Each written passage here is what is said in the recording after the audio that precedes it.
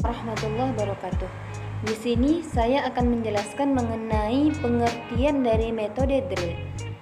Ada beberapa pendapat mengenai pengertian dari metode drill. Salah satunya adalah menurut Ramayulis.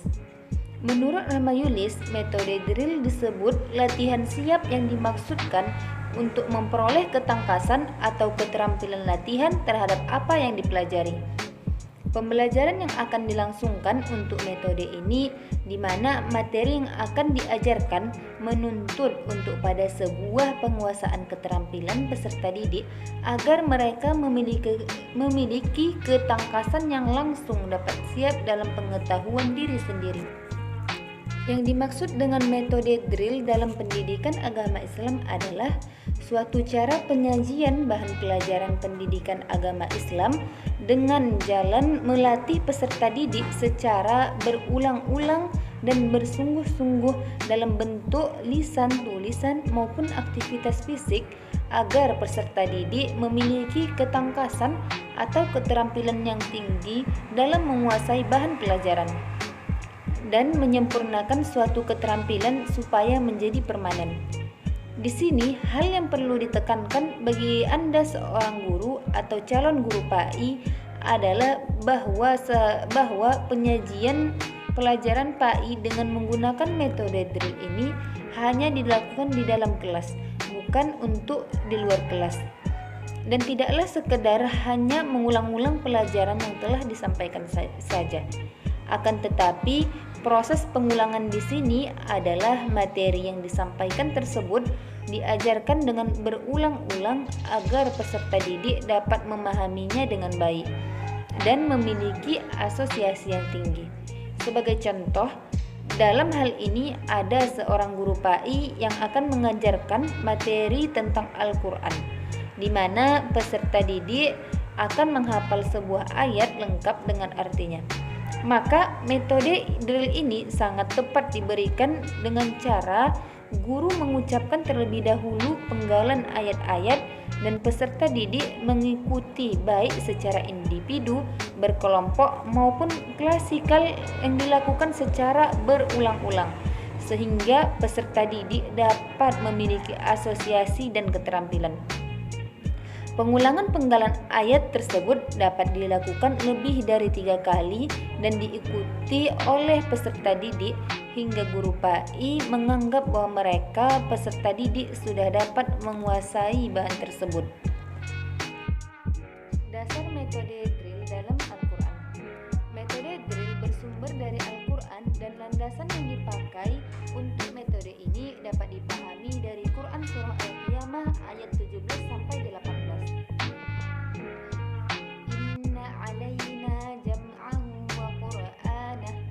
Sesungguhnya kami yang akan mengumpulkannya di dadamu dan membacakannya. Fa'idza qara'nahu fattabi' qur'anah. Apabila kami telah selesai membacakannya, maka ikutilah bacaannya itu. Berdasarkan ayat tersebut dapat diinterpretasikan bahwa dalam menggunakan metode drill yang dimana ada proses latihan yang dilakukan secara berulang-ulang dan hendaknya dilakukan dalam proses pembelajaran tidak terburu-buru. Proses latihan yang dilaksanakan secara berulang-ulang tersebut haruslah memperhatikan secara lebih jelas apa yang disampaikan oleh guru dalam proses pembelajaran. Kondisi penggunaan metode drill. Kondisi penggunaan metode drill dalam pembelajaran pendidikan agama Islam ada 2. Yang pertama, di saat mengajarkan kecakapan motoris. Metode drill tidaklah secara serta-merta dapat digunakan untuk semua jenis dan karakter materi pembelajaran, akan tetapi dapat dipergunakan untuk kecakapan motoris. Kecakapan motoris secara sederhana merupakan kemampuan seorang peserta didik dalam hal menggunakan seluruh aspek tubuh yang dimilikinya dalam mengolah sesuatu. Kecakapan motoris ini dapat dilihat berupa kecakapan menggunakan alat-alat musik, olahraga, menari, pertukangan, menulis, dan seluruh kegiatan yang membutuhkan penggunaan. Yang kedua, di saat mengajarkan kecakapan mental. Kecakapan mental merupakan kemampuan yang signifikan yang dimiliki oleh seseorang berkaitan dengan aspek psikis. Kecakapan aspek aspek ini secara material kurang dapat dilihat dalam diri individu, namun akan tampak pada saat melakukan. Contohnya menghafal, menjumlah, mengalihkan, membagi, dan sebagainya. Kemudian kelebihan metode drill. Terdapat beberapa hal yang perlu diperhatikan oleh guru pendidikan agama Islam dalam proses penggunaan metode drill yang dilihat dari aspek kelebihan. Kelebihan metode drill yang pertama, peserta didik lebih luas melalui latihan berulang-ulang. Kelebihan ini menggambarkan bahwa dengan penggunaan metode drill, peserta didik dalam mengikuti pembelajaran pendidikan agama Islam akan memiliki pengertian lebih luas karena latihan yang dilakukan dengan berulang-ulang. Yang kedua, peserta didik siap menggunakan keterampilannya karena sudah dibiasakan. Metode drill yang dilaksanakan oleh guru pendidikan agama Islam membuat keterampilan para peserta didik lebih siap dipergunakan. Dikarenakan latihan yang berulang-ulang, tentu keterampilan peserta didik akan lebih matang dan baik sehingga mudah untuk dikuasai dan dilaksanakan lebih lanjut. Yang ketiga, peserta didik memperoleh kecakapan motoris. Salah satu aspek penting yang perlu diperhatikan oleh guru pendidikan agama Islam dalam menggunakan metode drill ini adalah adanya kecakapan motoris yang dimiliki dan dikuasai oleh peserta didik. Yang keempat, peserta didik memperoleh kecakapan mental. Kecakapan mental sangat penting, artinya bagi peserta didik dalam proses perkembangan dirinya menjadi manusia terpelajar dan sukses di masa depan. Yang kelima, dalam membentuk kebiasaan dan menambah ketetapan dan kecepatan pelaksanaan. Dengan adanya latihan yang dilakukan secara berulang-ulang tentang sebuah materi pembelajaran, maka akan membuat hal itu menjadi kebiasaan dan sekaligus menambah ketepatan dan kecepatan pelaksanaan. Yang keenam, peserta didik memperoleh ketangkasan dan kemahiran dalam melakukan sesuatu sesuai dengan yang dipelajarinya. Yang ketujuh, dapat menimbulkan rasa percaya diri bahwa peserta didik yang berhasil dalam belajar telah memiliki suatu keterampilan khusus yang berguna kelak di kemudian hari. Yang kedelapan, guru lebih mudah mengontrol dan membedakan mana peserta didik yang disiplin dalam pembelajarannya dan mana yang kurang dengan memperhatikan tindakan dan perbuatan peserta didik saat berlangsungnya pengajaran. Yang kesembilan, menghindarkan ketegangan. Metode drill yang dilakukan oleh guru pendidikan agama Islam dapat juga menghindarkan ketegangan para peserta didik. Di samping kelebihan, terdapat pula beberapa kelemahan dan sekaligus hal ini menjadi perhatian yang perlu dihindari oleh guru pendidikan agama Islam dalam proses pembelajaran pendidikan agama Islam. Yang pertama yaitu peserta didik cenderung belajar secara mekanis. Disebabkan metode ini dengan menggunakan latihan yang berulang-ulang, maka peserta didik dalam pembelajarannya cenderung seperti mekanis. Hal ini dikarenakan peserta didik hanyalah mengikuti pembelajaran sesuai dengan teori-teori. Yang kedua, dapat menyebabkan kebosanan. Penggunaan metode drill bila kurang dapat dikuasai oleh guru pendidikan agama Islam akan membuat peserta didik merasa bosan dalam pembelajaran karena membentuknya hanya itu-itu saja. Yang ketiga, dapat mematikan kreasi peserta didik. Penggunaan metode dengan drill bagi guru yang kurang mampu dapat membuat peserta didik kurang senang karena drill hanya untuk mengulangi pelajaran dengan tugas-tugas yang telah ditentukan oleh guru. Yang keempat, menimbulkan verbalisme. Bersikap verbalisme dalam makna peserta didik mengetahui kata-kata atau secara lisan akan tetapi tidak mengetahui makna atau arti dari pelajaran yang diterimanya. Yang kelima, menimbulkan penyesuaian secara statis kepada lingkungan. Proses pembelajaran yang sesungguhnya adalah terjadinya penyesuaian diri dengan lingkungannya secara alamiah dan baik. Baiklah, di sini saya akan menjelaskan mengenai desain metode drill dalam pembelajaran pendidikan agama Islam. Yang pertama adalah asosiasi, yaitu seorang guru memberikan gambaran antara materi yang akan dipelajari dengan pengetahuan yang dimiliki oleh peserta didik. Dalam psikologi, asosiasi mengacu pada hubungan entitas konseptual, yaitu hubungan antara objek, perasaan, ataupun ide-ide. Pada tahap ini, hal-hal yang harus dilakukan oleh guru pendidikan agama Islam dalam proses pembelajaran yaitu yang pertama adalah guru pendidikan agama Islam menghubungkan antara materi yang telah dipelajari dengan dengan materi yang akan dipelajari. Yang kedua, guru pendidikan agama Islam meminta peserta didik 1 atau 2 orang untuk menyampaikan komentar terkait materi yang akan dipelajari. Yang ketiga, guru pendidikan agama Islam mengajak peserta didik untuk berpikir mengenai materi yang akan dipelajari sehingga peserta didik terbuka penalaran ataupun intuisinya. 2. Menyatakan tujuan yang hendak dicapai. Henry Ellington pada tahun 1984 menyatakan bahwa tujuan pembelajaran adalah pernyataan yang diharapkan dapat dicapai sebagai hasil belajar. Teknik yang dapat digunakan guru pendidikan agama Islam dalam hal ini yang pertama adalah guru pendidikan agama Islam dapat bertanya kepada peserta didik mengenai pembelajaran yang telah lalu. Apakah peserta didik masih mengingat ataupun telah memahami dengan baik materi yang telah diajarkan. 2. Guru pendidikan agama Islam dapat menyampaikan dengan gamblang ataupun jelas kepada peserta didik tujuan dari metode drill tersebut. Seperti tujuannya untuk mengetahui tingkat pemahaman dari masing-masing peserta didik terhadap materi yang telah diajarkan dengan mengerjakan latihan-latihan soal yang diberikan. Dan yang ketiga adalah menyampaikan arti dan manfaat dari tujuan pembelajaran tersebut bagi peserta didik. 3. Memotivasi peserta didik.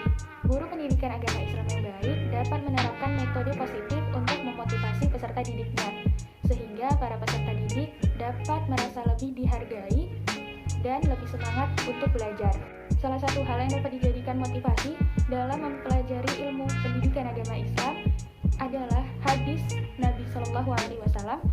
Rasulullah Shallallahu Alaihi Wasallam bersabda, barang siapa yang meniti jalan untuk mencari ilmu, maka Allah akan memudahkan baginya jalan menuju surga. Hadis riwayat Muslim, Ahmad, Abu Dawud, Tirmizi, Ibnu Majah, dan Ibnu Hibban dari sahabat Abu Hurairah radhiyallahu anhu. Pada hadis ini, Allah Subhanahu wa taala akan memudahkan jalan menuju surga bagi para penuntut ilmu yang hanya mengharapkan untuk melihat wajah Allah semata. Wallahu a'lam. Bu S. Winsel dan MM Sri Hasudi mengungkapkan bahwa dalam kegiatan belajar, proses pelaksanaan dan keberhasilannya tidak hanya dipengaruhi oleh faktor intelektual saja, tetapi juga dipengaruhi oleh faktor-faktor non-intelektual, seperti motivasi itu sendiri. Jika peserta didik memiliki motivasi yang kuat, maka akan memiliki banyak energi untuk melakukan kegiatan belajar. Yang keempat adalah melakukan latihan dengan pengulangan secara bertahap. Latihan hendaknya dilakukan secara bertahap dari soal yang mudah ke soal yang sulit. Jika peserta didik sudah menguasai soal pada level yang awal, pada level yang mudah, maka tingkat kesulitan soal haruslah ditambah. Pada tahap ini yang harus diperhatikan oleh guru PAI adalah terbentuknya proses berpikir yang baik. Memori yang dimiliki oleh peserta didik menjadi krusial bagi keberhasilan metode drill ini. Ada beberapa hal yang penting yang harus diperhatikan oleh guru PAI dalam melaksanakan metode drill. Yang pertama itu, meminta peserta didik untuk melakukan latihan dengan pengulangan. Jadi pada bagian ini seorang guru meminta kepada peserta didik untuk melakukan latihan dengan cara berulang. Jadi peserta diarahkan untuk memahami pembelajaran yang telah lalu dengan proses latihan yang berulang-ulang. Jadi pengulangan ini yang menjadi ciri khas metode drill. Lalu yang kedua adalah memberikan prinsip-prinsip dasar pengerjaan latihan supaya peserta didik tidak mengalami kesulitan-kesulitan. Maka guru harus memberikan prinsip-prinsip dasar pengerjaan latihan. Contohnya seperti guru memberikan prinsip bahwa kelompok sifat-sifat yang terpuji ditulis di kolom akhlakul karimah, sedangkan untuk sifat-sifat yang tercela ditulis di kolom akhlakul mazmumah. Selama latihan berlangsung, perhatikanlah bagian-bagian mana yang sebagian besar anak-anak dirasa sulit. Yang ketiga, memantau hasil pekerjaan peserta didik. Ketika peserta didik sedang mengerjakan latihan-latihan melalui pengulangan, hendaknya guru PAI memantau secara langsung hasil pekerjaan yang dilakukan peserta didik supaya guru bisa mengetahui bagian-bagian mana yang peserta didik itu belum mengerti. Yang keempat, melatih bagian-bagian yang dipandang sulit. Jadi untuk bagian-bagian atau materi-materi yang dipandang sulit oleh peserta didik, maka harus dilakukan pengulangan lebih intensif. Dan juga guru PAI harus memberikan penjelasan kembali tentang materi yang dianggap sulit oleh peserta didik. Yang kelima, memperhatikan perbedaan individu.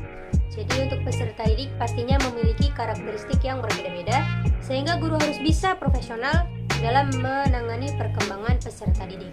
Mana peserta didik yang cepat menyerap materi, mana peserta didik yang lambat menyerap materi. Untuk peserta didik yang lambat menyerap materi, guru PAI harus memberikan penjelasan berulang-ulang dan menambahkan latihan-latihan soal. Desain metode drill yang kelima adalah aplikasi. Jika latihan-latihan yang diberikan oleh guru sudah dikuasai oleh para peserta didik, maka harus menuju tahap selanjutnya, yaitu aplikasi. Para peserta didik harus mampu mengaplikasikannya dalam realitas. Contohnya sudah melakukan pembelajaran mengenai akhlak terpuji, maka para peserta didik harus mengaplikasikannya dalam kehidupan sehari-hari. Bagaimana akhlak terpuji, bagaimana sopan santun pada orang tua, bagaimana hormat pada guru, seperti itu. Misalnya guru mengajarkan materi mengenai Al-Quran, yaitu surat Al-Ahqaf melalui metode drill. Maka guru meminta kepada peserta didik untuk menghafalnya secara individu. Jadi pada tahap ini seorang guru PAI harus memperhatikan berbagai aspek.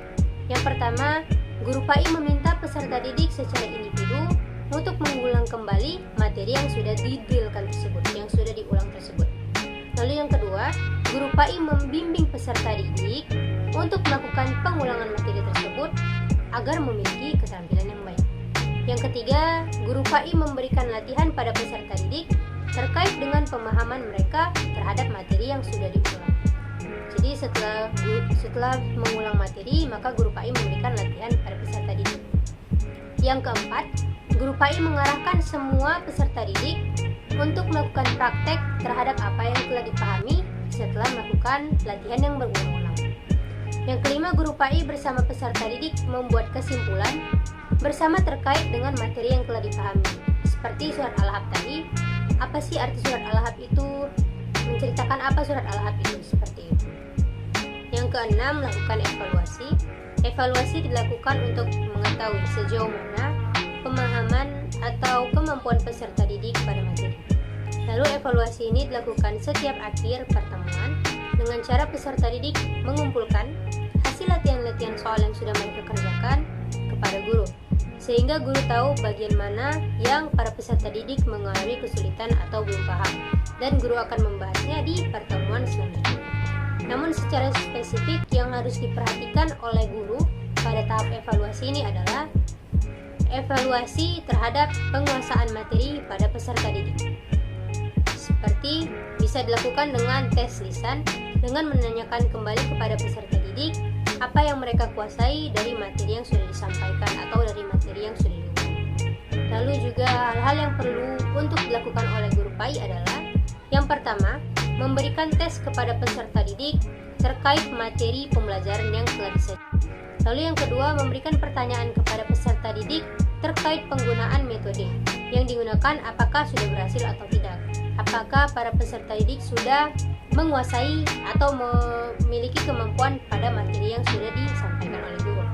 Lalu yang ketiga, meminta peserta didik untuk memberikan komentar bagaimana pengembangan metode untuk pembelajaran berikutnya. Jadi antara guru dan peserta didik harus memiliki suatu komunikasi yang baik agar guru tahu apa sih yang kurang dalam pembelajarannya. Jadi meminta saran dan kritik kepada peserta didik. Yang ketujuh, tindak lanjut. Tindak lanjut dalam penggunaan metode drill sangat penting karena menekankan pada keterampilan. Pengulangan melalui tindak lanjut ini dapat menjadikan para peserta didik melakukan latihan di luar jam pembelajaran sekolahnya sendiri untuk memperlancar keterampilan atau pemahaman diri sendiri maupun materi yang sudah disampaikan. Ada hal-hal yang harus diperhatikan oleh guru dalam tindak lanjut ini. Yang pertama, meminta peserta didik untuk melakukan pengulangan di luar kelas terkait materi yang telah dipelajari. Contohnya seperti guru meminta untuk peserta didik mengulang hafalan surat Al-Ahqaf yang sudah dibahas atau yang sudah dijelaskan oleh guru. Lalu yang kedua, menyarankan para peserta didik untuk terus mengembangkan materi yang tidak telah dipelajari melalui metode drill tersebut. Jadi guru meminta para peserta didik untuk mengetahui apa sih pengertian surat Al-Ahqaf, mengenai apa sih surat Al-Ahqaf itu.